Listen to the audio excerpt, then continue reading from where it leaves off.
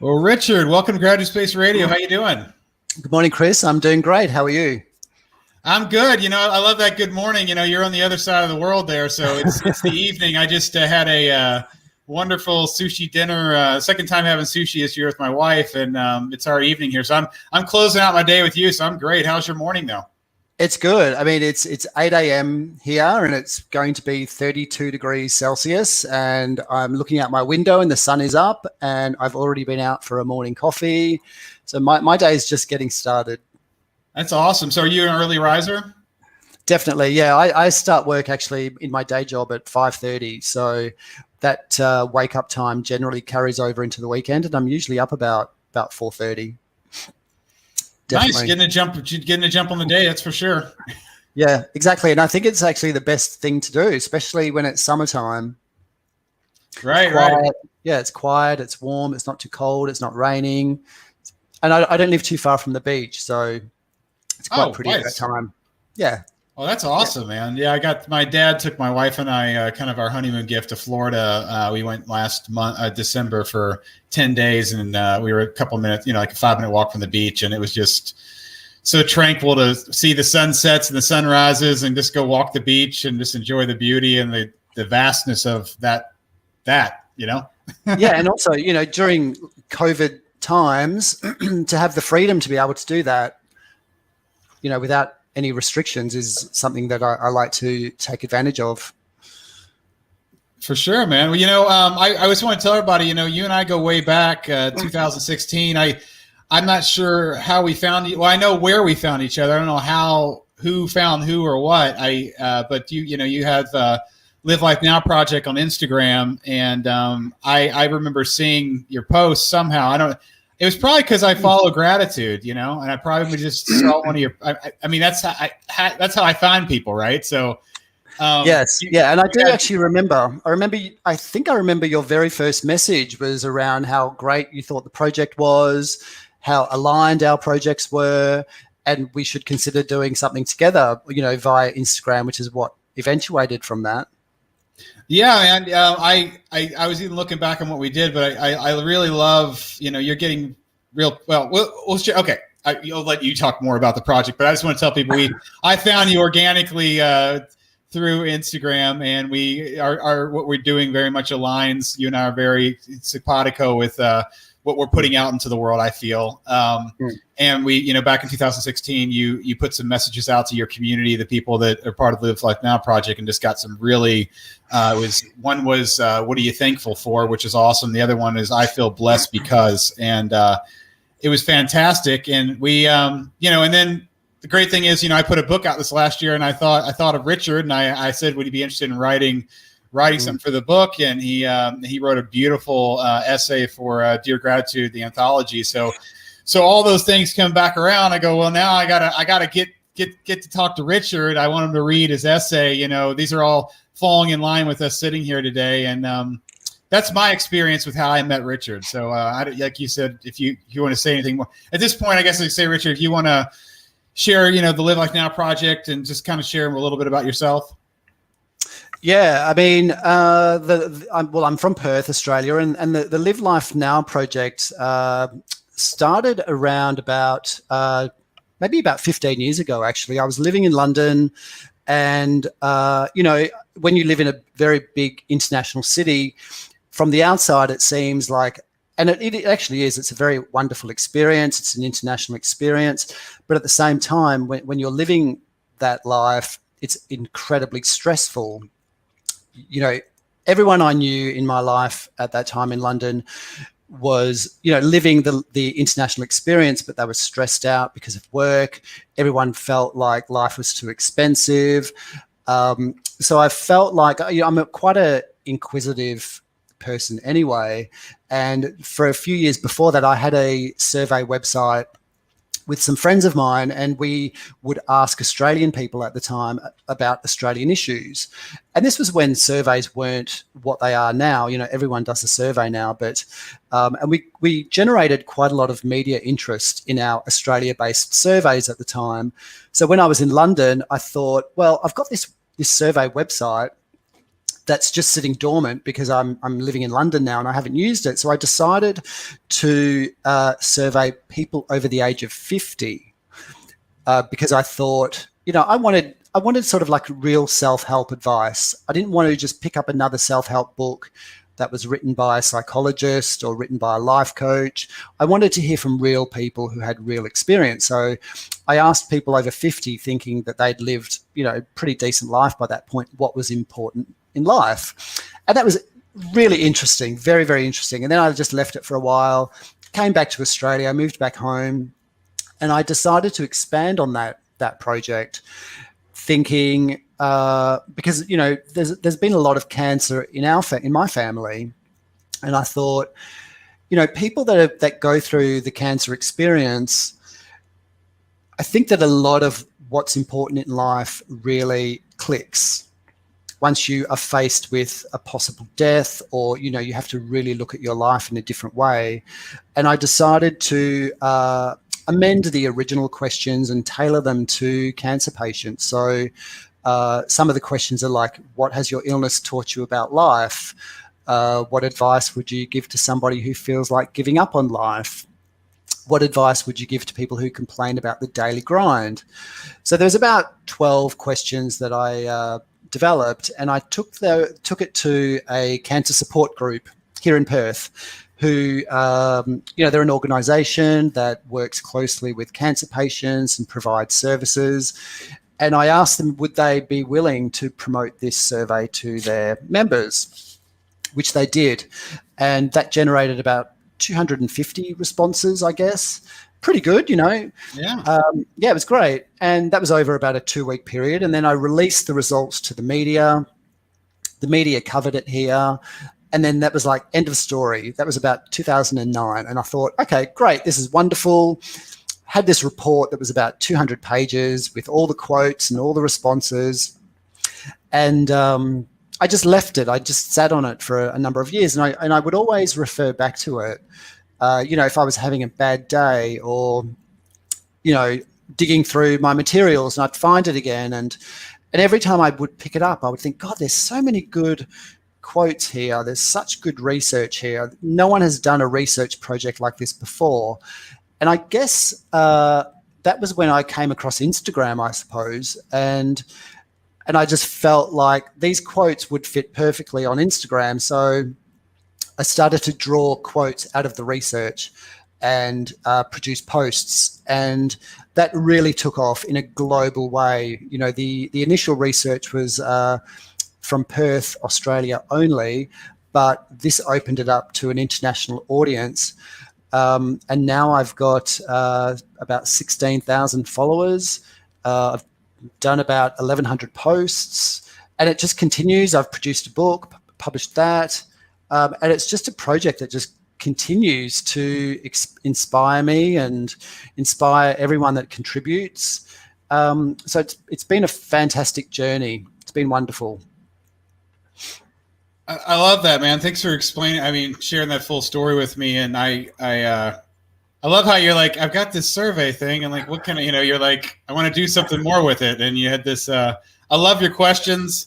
I like to share. I'm looking at first. Obviously, I'm going back to when we did ours, but I'd love to read a couple here from. This is back in 2016. You're just asking people, what are you thankful for?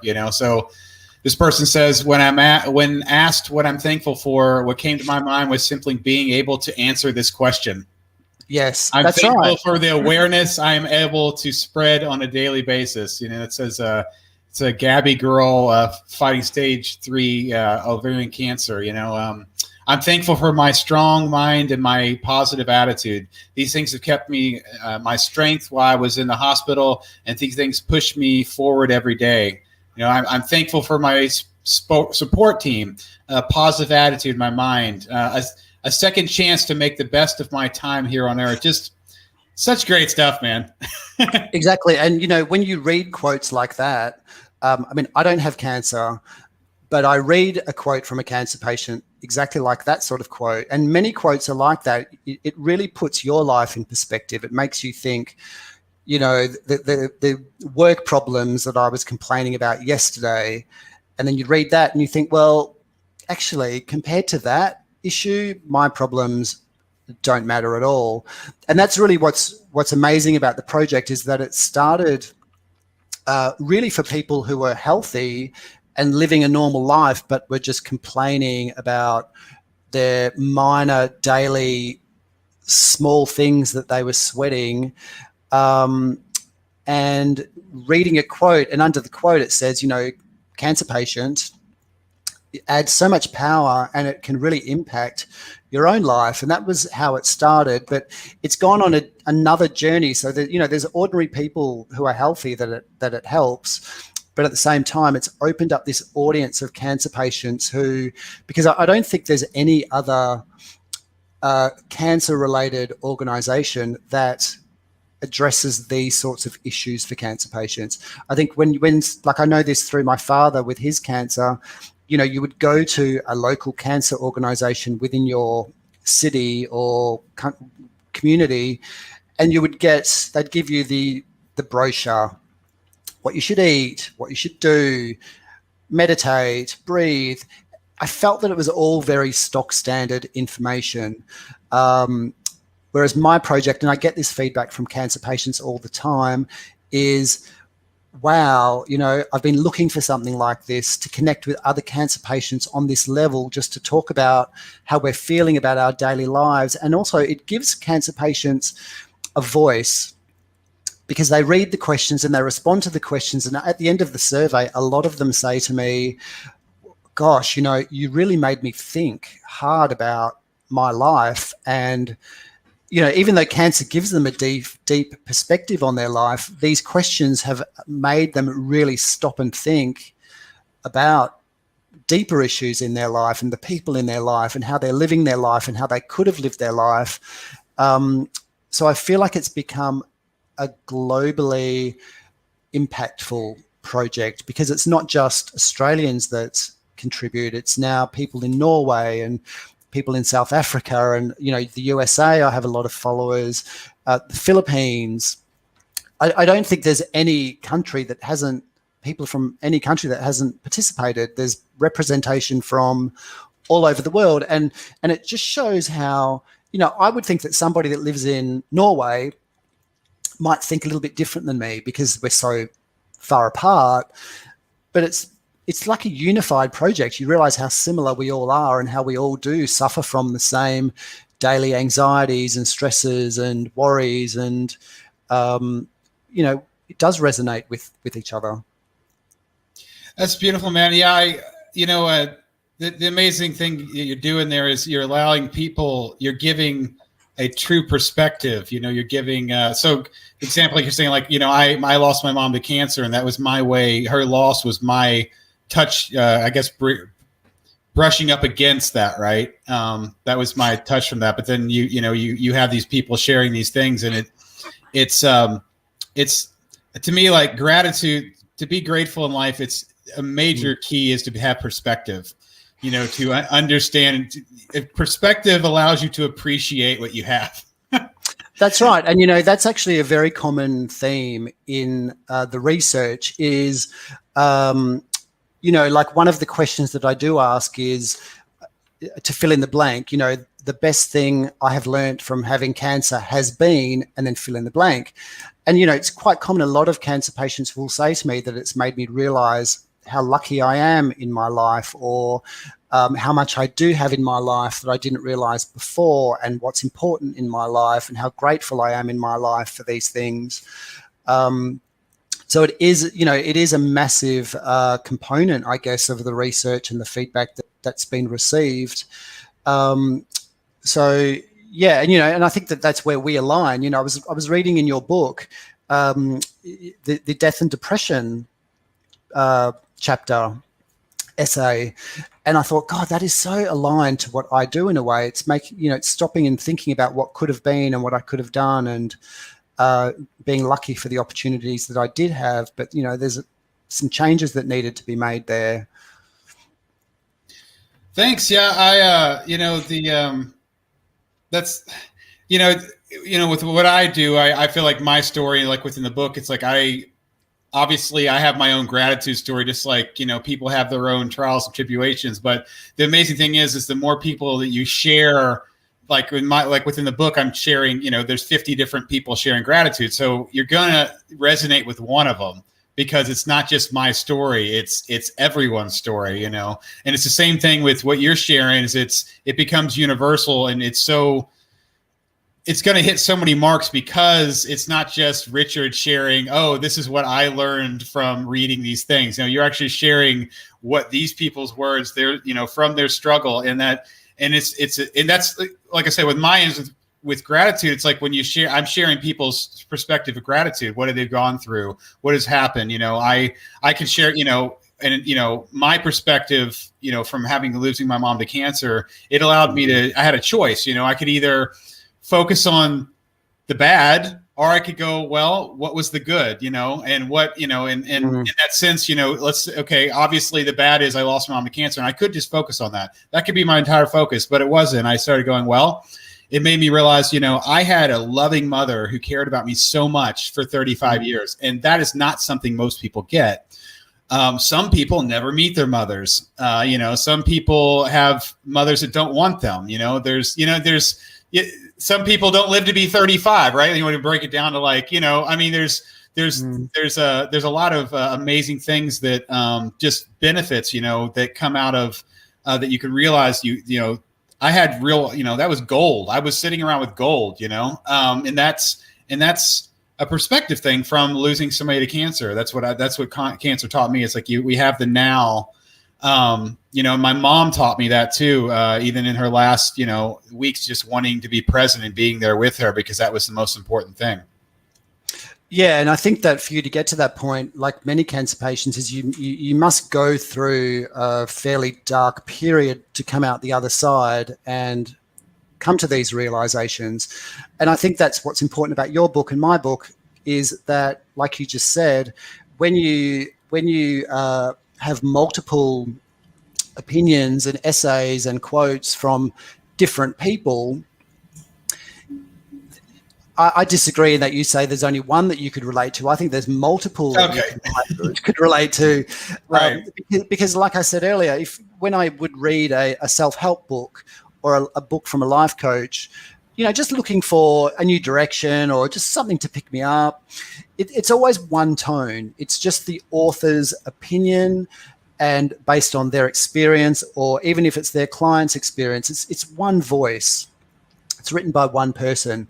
And, when I did my first book, I was adamant that I wanted the reader, it wasn't important to me that they started at page 1 and they worked through consequentially to the final page.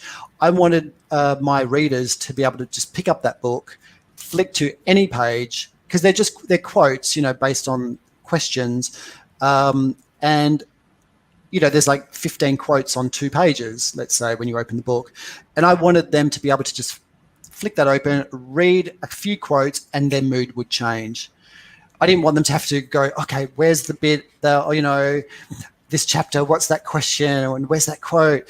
And that's how it was designed. And I think that was very effective and very powerful, and I achieved that aim.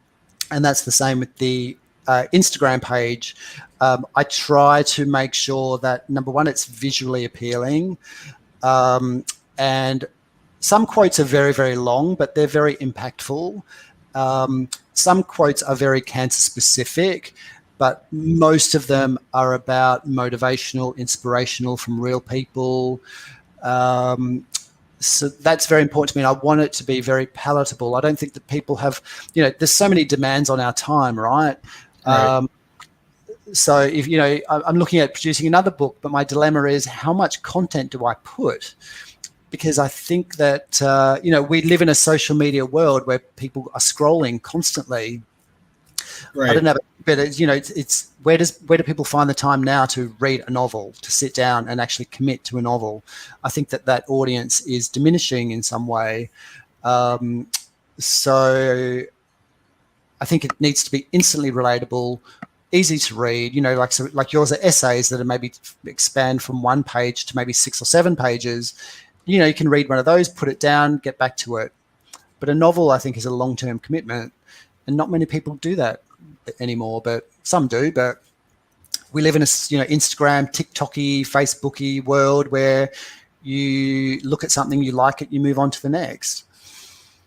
Yeah, I totally get what you're saying. And, when I was working on my book, before my editor had the brilliant idea of asking other people, that wasn't my idea to ask other people, just because I didn't have the confidence in getting it. That's not why, obviously I want people to, my whole thing is being a catalyst for gratitude. So, I just want to create the space. So as soon as she said, what if we got other people to write? I said, do you think we could? She's like, yeah. I go, well, let's do it.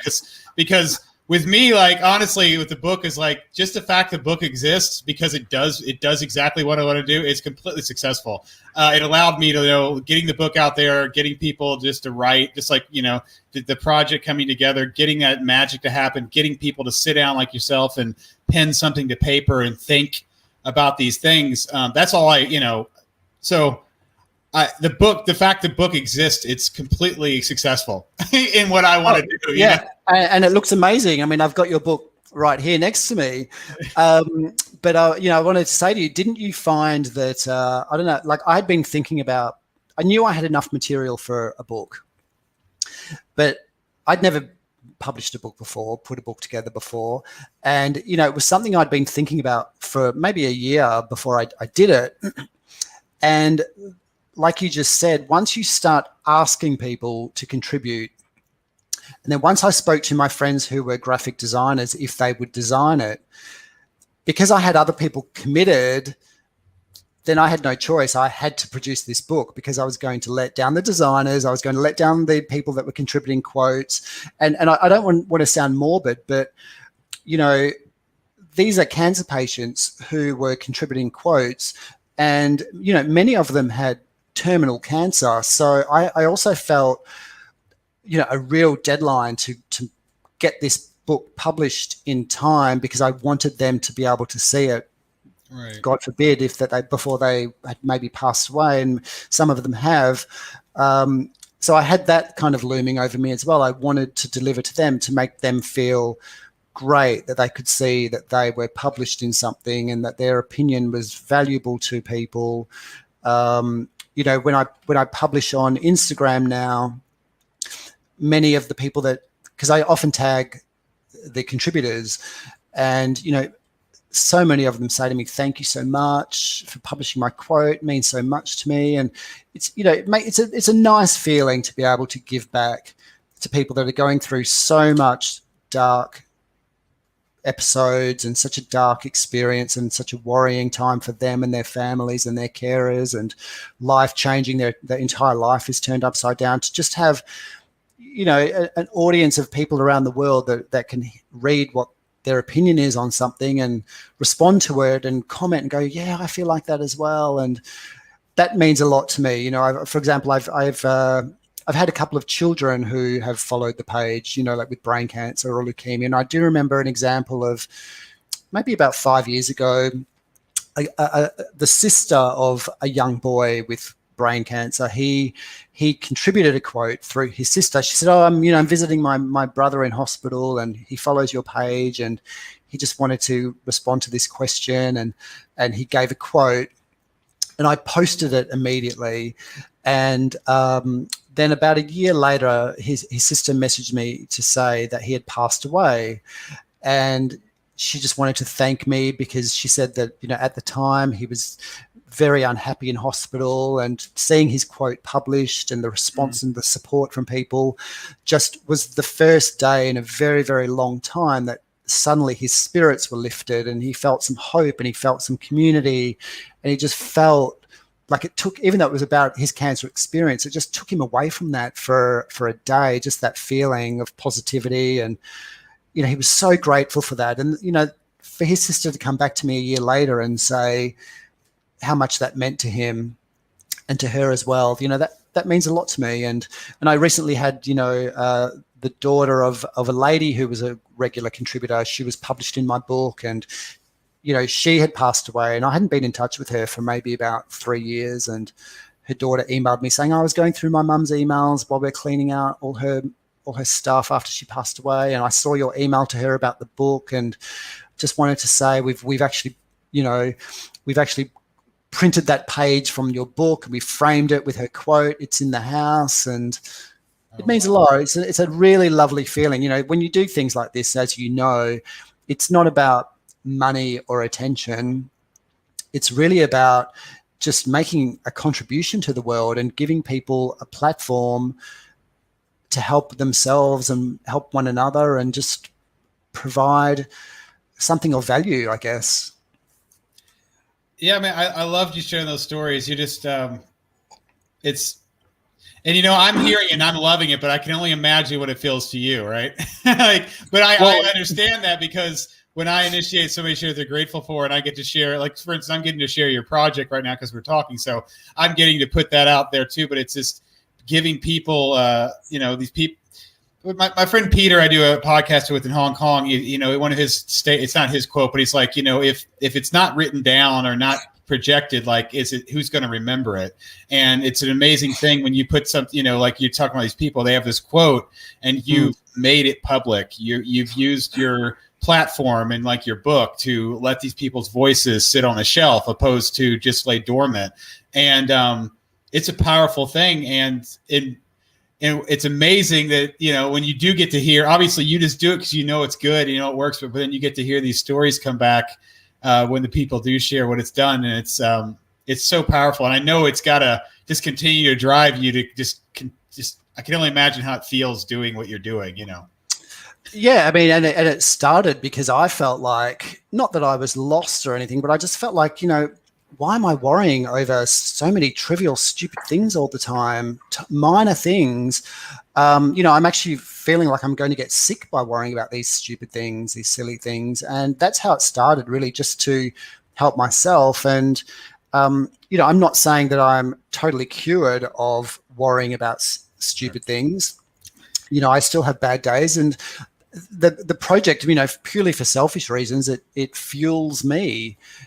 Sometimes I will, often the posts that I post on Instagram on certain days do reflect how I'm feeling. I'll go through all the quotes that I have from people all over the world, and I'll think that actually really is what I need today. That resonates with me today.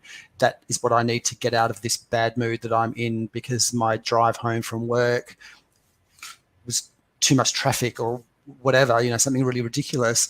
And it snaps me out of it.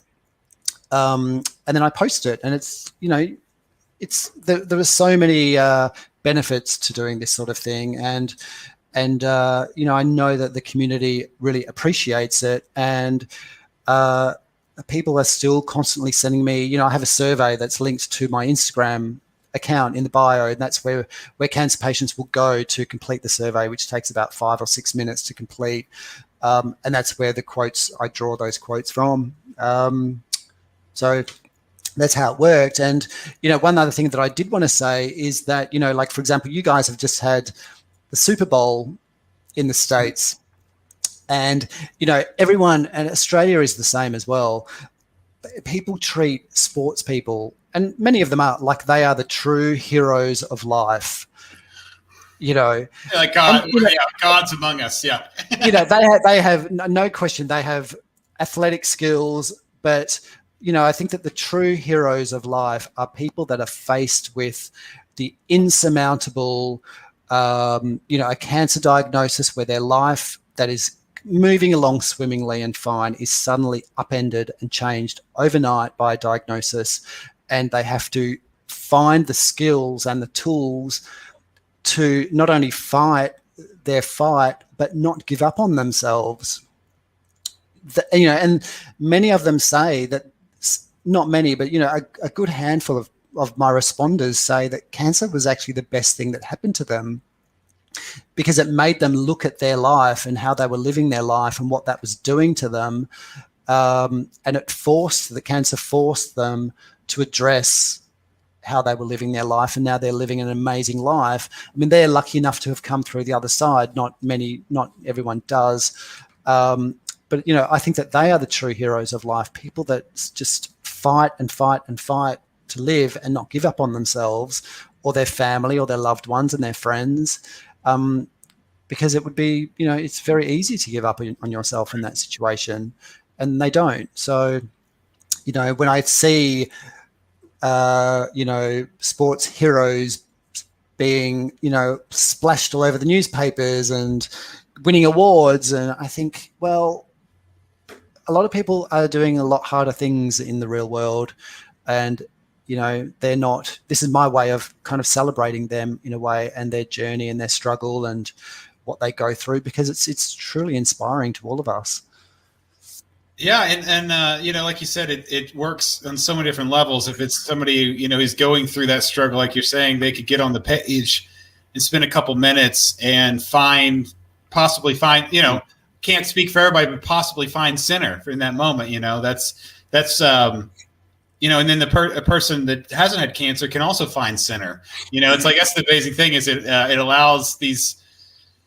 allows for a moment for us to look into somebody else's life and not think, for a moment, not think about our own, and just come to this realization. That's, with me and what I do, I love these conversations so much because I find more things to be grateful for when I'm done having the conversation. And that's getting back, that's where we're very simpatico. It's like we're doing these things and we know the benefits they're getting to us and what it does to us, and allows us to, when I started, I just had an amazing experience, writing these letters to my mom and dad. And my thing was, can I assist somebody else to do this? That was my little nugget, right? That was that was my thought. And, where that idea has taken me, to hear all these years, dozens of interviews crossing the country, videos, people, different cities, and podcasts and books, and, wherever it's going, it's just because I continue to want to have a conversation. I want to just see, I know that just like you do, I know that these people have something sitting right here they want to share,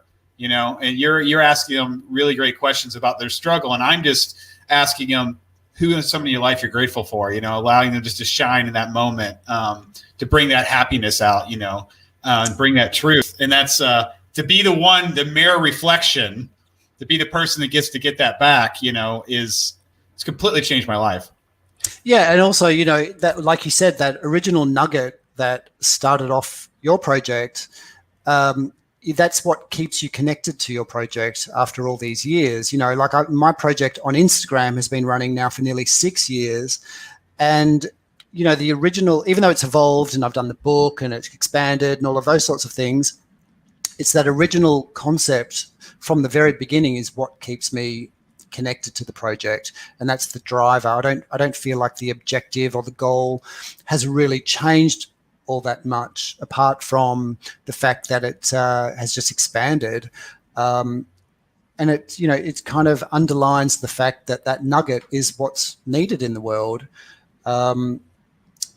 And like you just said, I haven't had cancer myself, but who hasn't been affected by cancer in some way, right? I've in our families, we've all, in our friends network, at work, whatever, we've all been impacted by cancer in some way. And, surely we've all been inspired in real life by people who are fighting that fight. And it's also, cancer is something that I feel like it's almost looms over all of us in a way. Right. Don't you think? Like, it's so common, and we all know people who have it and fight it. And everywhere I look, I mean, it's my project, so obviously everywhere I look, I see it and hear it and read about it. But I just feel like it's something that we all, you get a spot on your arm and you think, is that cancer? Right. It's just something that in our daily lives, it's something that we feel is possible in our lives. And I think that's something that connects us to the project. But, that's not the number one aim. The number one aim is really to give cancer patients a voice that can inspire other cancer patients and individuals to really look at their life and realize that, it could be a lot worse. When cancer patients are actually giving you hope, who am I to complain about my life? Oh, yeah. Sorry, go ahead. I agree with you. Go ahead. Sorry, I didn't mean to cut you off. No. I mean, I just was going to say that how can I whinge about it raining outside and I can't go out to lunch when a cancer patient is actually giving quotes that are inspiring and motivating. Right. I need to not do that. I can't, if you weigh up those problems, then my problem is I'm lucky to have that problem, the problem that I have, right? Yeah, exactly. That's I remember years and years ago, I heard that there was a gratitude meeting in AA, and I went to this gratitude. I went to it's the first time I heard, oh, it's a gratitude meeting. Never heard anybody say a gratitude meeting. It was an AA meeting. It's a gratitude meeting, and I went just because I had experienced that, right? And I remember these people in front of me going, I get to go to work. I get to pay my bills. I get to see my kids, right? Like the whole perspective of these are things I get to do, not things I have to do. Like it was it's that mental shift of like, I get to pay my water bill. You know how great that is? Having water coming into my home, for having the money to pay it. Having the money to pay that, like these bills, obviously bills can suck, but at the same time, like you got to think the benefit, the benefit outweighs.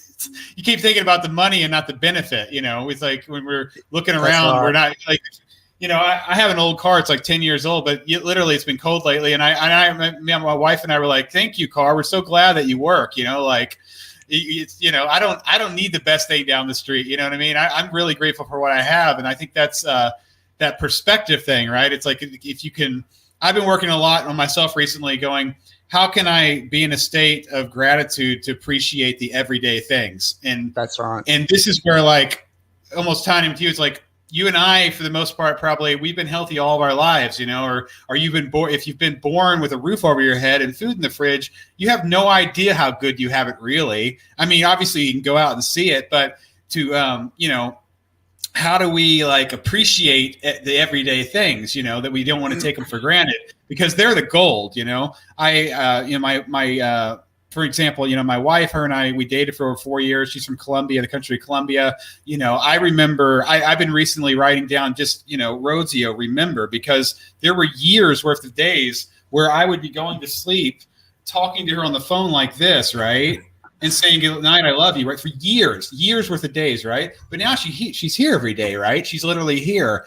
And I don't want to take for granted how awesome that is, because it really is awesome. But unfortunately, the human mind, as soon as like we get the new car, the person shows up, we get the new phone, like within like a week or two, it's just like back to that baseline. And that's, I want to live. I don't want to live back to the baseline. I want to appreciate what I have now. So that's why saying, I'm just coming back around to what you're doing. When you people read and I read your things, the quotes, it reminds me again, I'm healthy. Like we need reminders that we're healthy. We do, especially people that have been healthy most of their lives. We need reminders because, I think to myself, I get to see the sunrise, right? How cool is that, right? Not only am I here alive to see it, right? But I can see color. I've got depth perception. Not only on top of that, like I get to sit here and like with my coffee and relax and do it. Like all these, there's so many benefits, and that's just because I have eyesight and it can actually be present in the moment, right? It's like these, but I've always had sight, right? So how do you have your day? Do you go, how cool is it you have sight, depth perception? These are just yes, totally agree. And like you were saying about the car, not only do you thank your car, but you thank the fact that you can walk to your car, that you can actually drive in that car, that you can drive that car on your own without help, without an oxygen mask, or do you know what I mean? Like it's an endless list of thank yous just related to your car. One of the questions I do ask is, what advice would you give to people who complain about the daily grind? And that's directed at those of us who complain about our work, the drive into work, our boss, or whoever it might be. And so many cancer patients say, well, think about how lucky you are to have the daily grind. I would kill to have the daily grind. The daily grind is better than sitting in a chemo ward, watching children dying of cancer, or even just going in for my chemo treatment and not being able to walk for 3 days afterwards. It's an endless... endlessly we can look at our daily lives for those of us who are healthy and just not realize how thankful we should be for the little tiniest things. The fact that I can do this interview with you and be healthy doing it and not have to worry about my energy levels or the fact that I might have had chemo yesterday and how do I look and how, am I going to be able to speak? And it's, it's just the most basic little things that like you've just said, we should be thankful for and remembering in our lives. Yeah, remember, I like you. I loved how you. Yeah, this is I'm working on actually another book in one of these levels of like a gratitude practice. I call it Gratitude Cubed. It's where you take people know about making a list, right? But they don't. So it's nice, if you're starting a gratitude practice, it's really nice to list 3 things you're grateful for. That's great. But when you list 3 things, there's really no emotion behind any of that. It's a very stagnant idea. Don't get me wrong; it's intentional, so it's good. But like we said, I could list my car, but when like you just said, and we were talking about like, why am I grateful for my car? There literally are there's like 100 different things I'm grateful for. We just started the car, but there's hundreds of things, and when you're talking about like, I physically don't have any issues. I can walk down the stairs, get in the car, take myself where I want to be,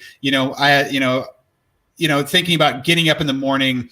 I can bathe myself, right? I can tie my shoes. I can make my own food, right? I don't have to have somebody take care of me. That's something to be grateful for, because that's not a given. These are all little things. The fact that your hand's moving, right? When you think about this fact that you're writing or typing, like just the mobility in your hands and your mind being able to do that. Like these are just little things that have worked all the time. But given the thought process, you can sit in a very humbling, grateful state and just go, I'm not incomplete right now. Right? Look, it's totally true. And the sad thing is that, even though we can sit here and say this, we forget. Right. We forget it. And that for me is how my project helps me, is that I forget how grateful I should be, how lucky I am to be healthy. And then I look at the quotes and I upload quotes almost daily. And it makes me just look back, and I usually post them because of the time difference internationally. I usually post them at the end of my day, which is about, later in, not late in the evening, but about 8 p.m., I guess. So it's actually a great way to, anything that might be bothering me that day, I look at the quotes and I post a quote and I go to bed feeling like my day isn't as bad as I thought it was when I got home or whatever. And there's just layer upon layer upon layer of things we should be grateful for sitting here talking to you. I mean, looking at my desk and all the things I have here, the fact that after this interview, I can go out and meet a friend for brunch and see a movie or do whatever, and not have to think about my energy levels or, anything cancer related, which, I have a relative a cousin of mine, she has breast cancer, stage 4 breast cancer. She's had that for about 6 years. And, if I'm having a bad day, I just think about her and I think about, well, gosh, if I'm feeling tired, I think about her, like how are her energy levels compared to mine? I'm not in a position to complain just because I got 6 hours sleep instead of 8 hours sleep. It's some things are borderline ridiculous that we complain about compared to what others go through. And I think it's very important to be reminded often that our problems are what people would love to have in their life. Right. What I'm trying to think of that quote is like somebody right now is praying for the things you have or something like it. It's like, somebody right now what you have right now would be somebody else's dream, like in that perspective. I love how you're saying you do these quotes before you go to bed, and it's that's a powerful thing, because what the quotes are doing, they're assisting people to recalibrate.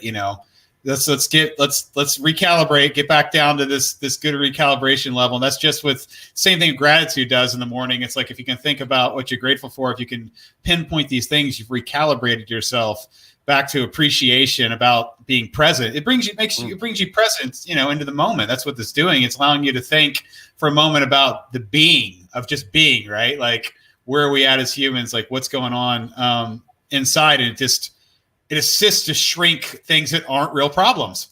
Exactly right. And there's one question that I do have that is very, very cancer specific.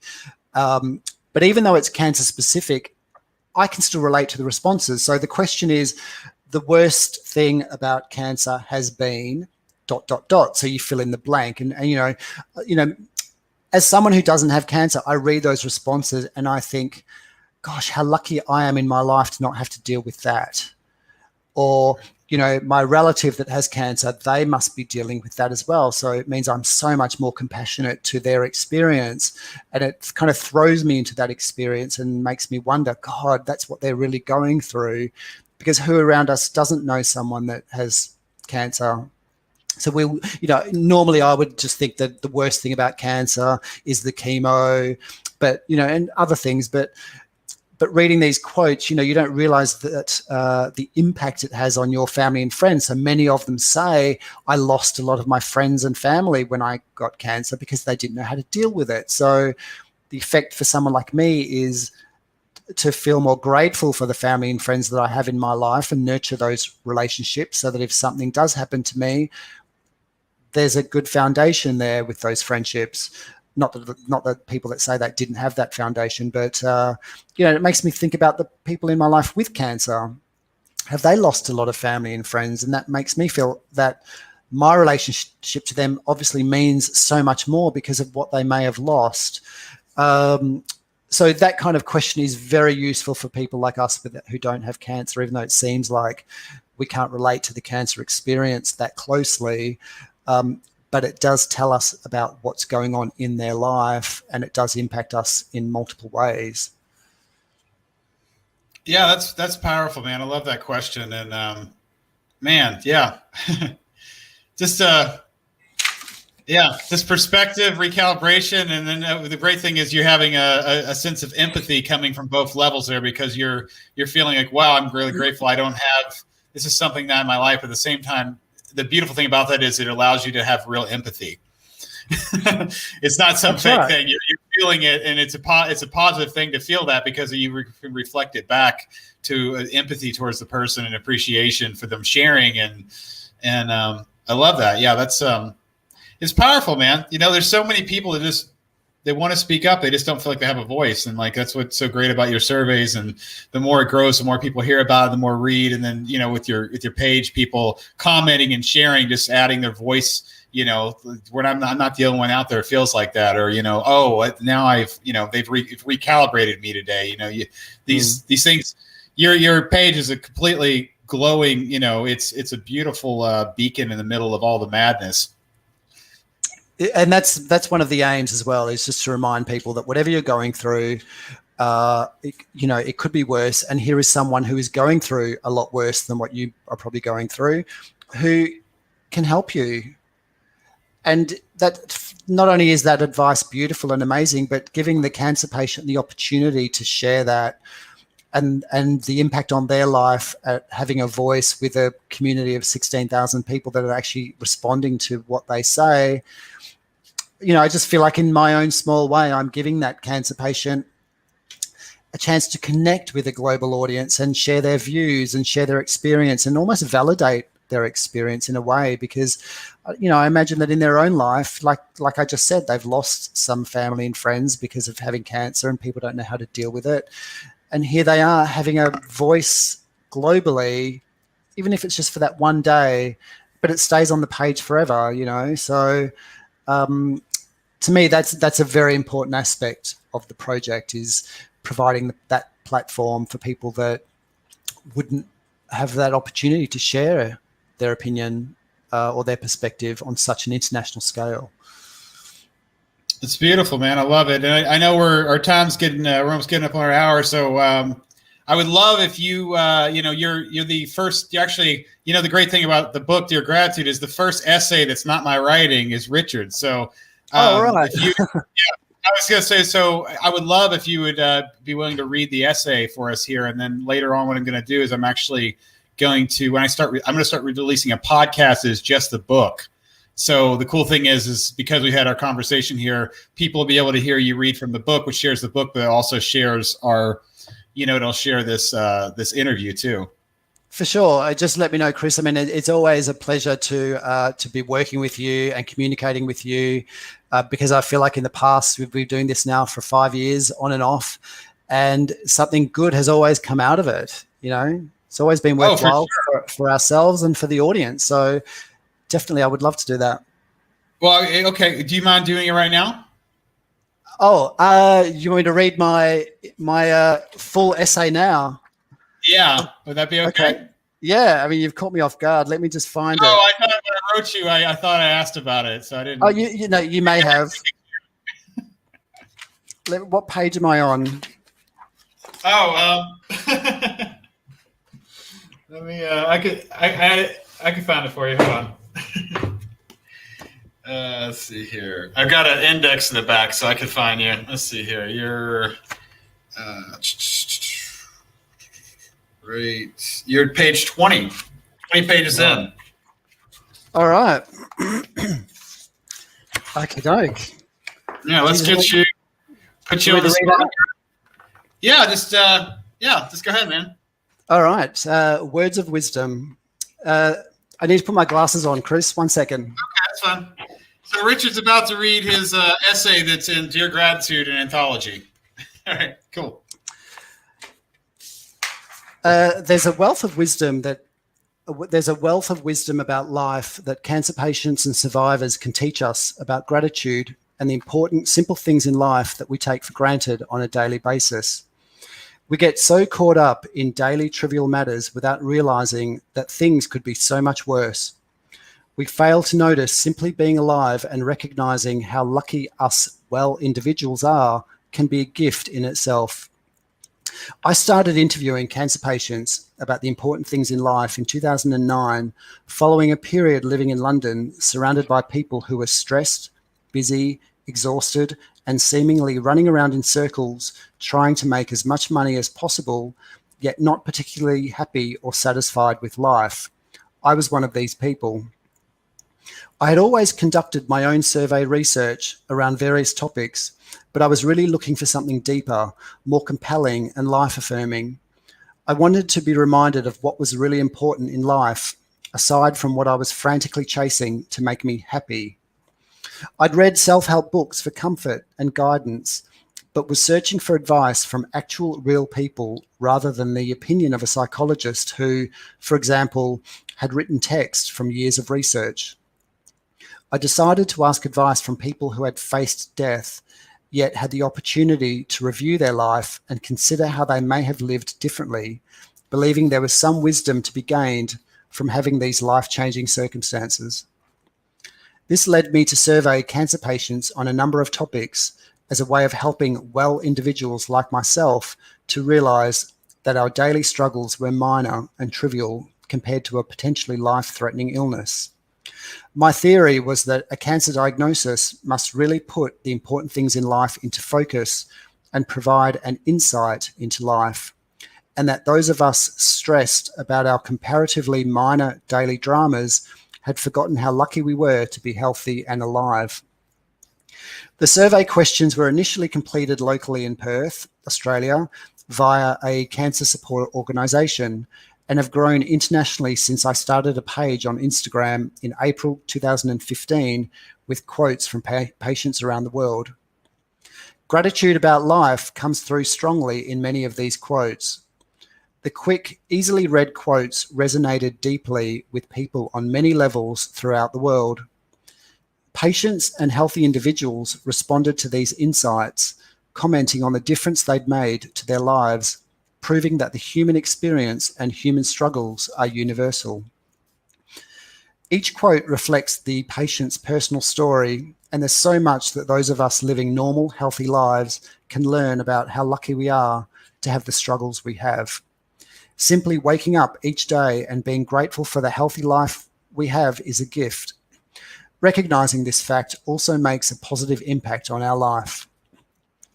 The cancer patients and survivors who contribute quotes to my project are real, human, living examples of gratitude, hope, courage, and inner strength. Their wisdom was gained from insurmountable pain and fearful circumstances.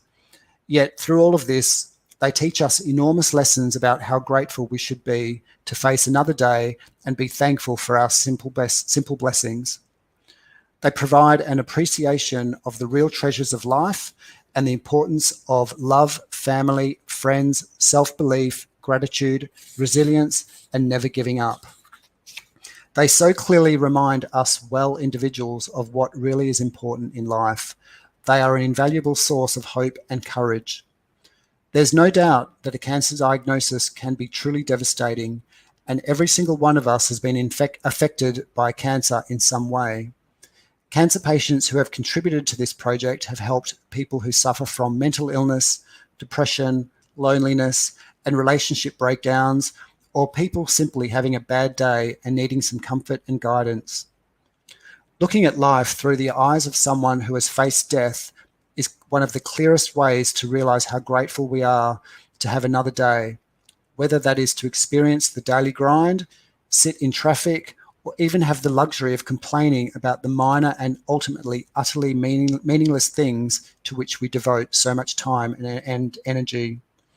For all of it, we should be grateful. It could be a lot worse. Many participants in the research have since lost their battle to cancer, yet their quotes live on and are a source of hope, courage, and inspiration to others facing their own personal struggles, enabling them to truly live life now and recognize the importance that gratitude for one's daily blessings, no matter how small, really is one of life's greatest treasures. For the cancer patients and survivors who have contributed to my project in a way that helps me and others realize what's important in life, I express my utmost gratitude.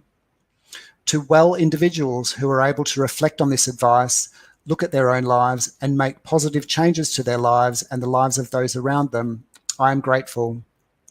I started this project as a way of helping myself find some meaning in life. I'm grateful for all the contributors and followers who have kept this project alive. That was awesome, man. Oh, thanks for reading that. Oh, there's so much good stuff in that, man. Oh, jeez.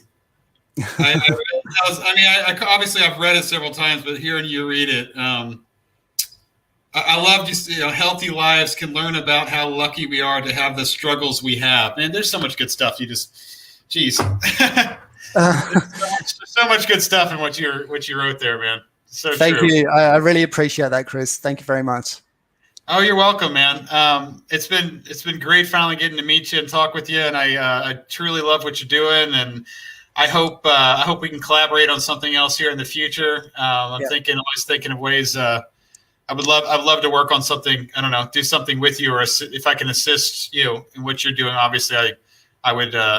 I personally feel like I know I'd benefit from personally doing it just because I know how good it is. So, Yeah, for sure. And when it affects us, I think that it impacts other people as well, because we don't realize that so many other people are going through what we're all going through internally.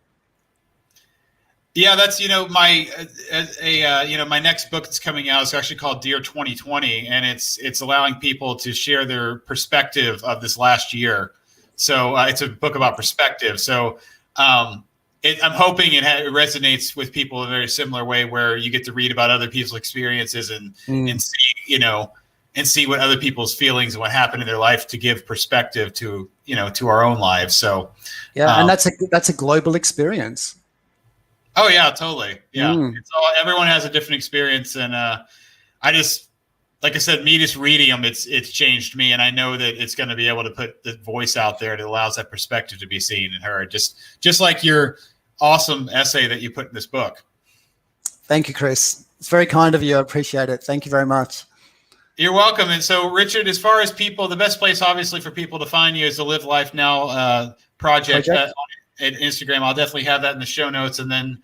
You said obviously if there's some people that want to take your survey, that's just a link on your on the bio on Instagram. Is that the best place for people to reach you, or do you prefer people to go to your website? Or I actually don't have a website as yet. I use Instagram as the predominant platform. So the best way is to either complete the survey and or send me a DM on Instagram. Okay, that's great. I'll make sure that I have those links in the show notes, so make it easy as possibly for people to find the page and to reach out to you. Excellent. Thank you, Chris. Oh, thank you. This has been a great hour. If you can hang on 1 second when I say goodbye, I just want to say something else to you when we're done here. Yes. Richard. Okay. So I'm Chris with Richard, and that was Grad Space Radio, and we're just reminding you guys that you got a lot to be grateful for. Just take a couple moments and take a deep breath and enjoy that air coming through in the space you're in, and we'll see you guys next week.